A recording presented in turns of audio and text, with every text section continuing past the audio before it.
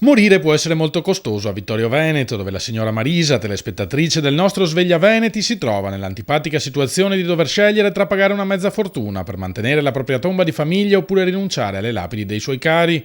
Unica sopravvissuta del parentado, ha infatti appena ricevuto la notizia della scadenza della sua concessione quarantennale presso il cimitero locale. Nel 76 è stato pagato 2.500.000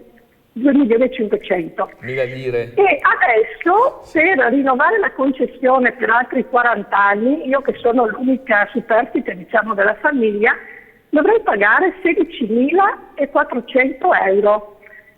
Per altri 40 anni, cioè non resterei mia.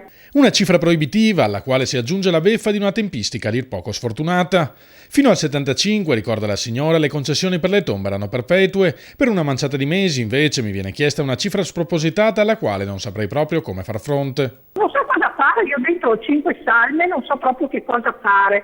Grazie e buongiorno. Grazie per questa informazione. Non so se siamo tolse tombe, famo niente perché va, ma mettersi masso il cabello. Quasi 40 milioni delle vecchie lire, cioè 30, 35, 35. In quanti anni? 40 anni. Per 40 anni, 30 anni. Mamma mia.